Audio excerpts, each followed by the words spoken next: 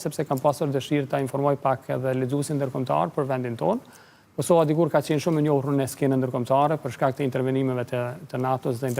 intervenimeve ndërkombëtare që kanë ndihmuar vendin, por tashmë vendi, falë Zotit, është stabilizuar dhe në një farë forme pak është lënë, domethënë anash, do të them kështu në arenën ndërkombëtare dhe shumë prej gjeneratave të reja mund të mos e keni idenë se ku gjendet vendi, prandaj kemi filluar domethënë me një pasqyrë se ku gjendet vendi, në cilat etapa historike ka vazhduar, dikon në një fillim pak a shumë, pastaj përshkruat vendlindje e mamas sime, prej nga vjen, nga rrjedh, si ka qenë koha saj, femiria, si ka qenë koha atëherë dhe tash, dikur domethënë në kohën e Jugosllavisë, si jetonin shqiptarët, si nuk guxonin dhe nuk kishin të drejtë të identifikoheshin si shqiptar e të ngjashëm, si ishte jeta e vajzave në atë kohë, cili ishte ai krahasimi në mes të asaj kohe dhe kohës sonë kështu me radhë.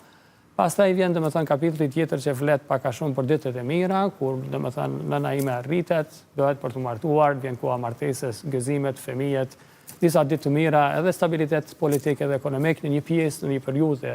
të atëhershme të Jugosllavisë, dhe pastaj vijnë përsëri domethënë keqësohet situata, represionet politike, problemet e viteve nga 80, 90 me radhë deri në luftën e fundit e pastaj domethënë gjatë kohës së luftës, që është kapitulli kryesor, janë pikërisht ato mizoritë pa treguara që ndryshe përmenden me titullin e librit, pra mizoritë pa treguara të Jugosllavisë, pra ngjarjet e vërteta që nëna ime i ka parë dhe i ka përjetuar, vrasjen e babait, masakrën e Çkatovës së vjetër, ku janë vrarë 27 persona, prej tyre 3 mysafirë dhe të tjerët nga fshati. Pastaj domethënë reprezalet që kanë ndodhur, ikje, dyndjet, largimi për Maqedoni, kthimi, domethënë zhvarrosja e kufomave, sepse përveç vrasjes që kanë ndodhur, kufomat janë zhvarrosur në atë vend me qëllim që të fshihin krimet e luftës. Aty janë dërguar për në batajnistë të Serbisë, pastaj janë gjetur domethënë 15 vite mbrapa, nga viti 1999 me 17 prill kur ka ndodhur masakra deri me 17 prill të vitit 2015, trupat kanë qenë jashtë vendit dhe familjarët, përfshirë dhe nënën time,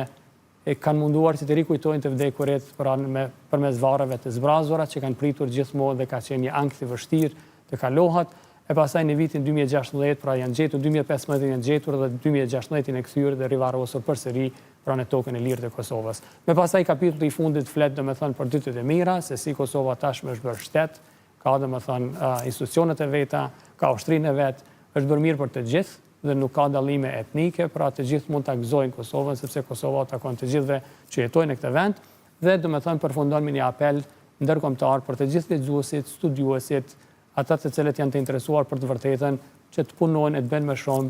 që fati këtyre njerëzve dhe sidomos agresorët që kanë shkaktuar këto plagë të nxirren para drejtësisë. E kuptoj që përveç dashurisë së nanës, gjithmonë qenë ka mbrapa edhe historia. Jo tani gjithmonë e mirë, ka pas edhe momente normalisht mira, por edhe momente të dhimbshme, siç është përjetimi i masakrës dhe luftës në përgjithësi. Po, natyrisht, në fakt, unë kam shkruar këtu domethënë për emocionet, në fakt, dhe për përjetimet. Unë jam fokusuar me shumë tek njerëzit, jo tek ngjarjet dhe statistikat se çfarë kanë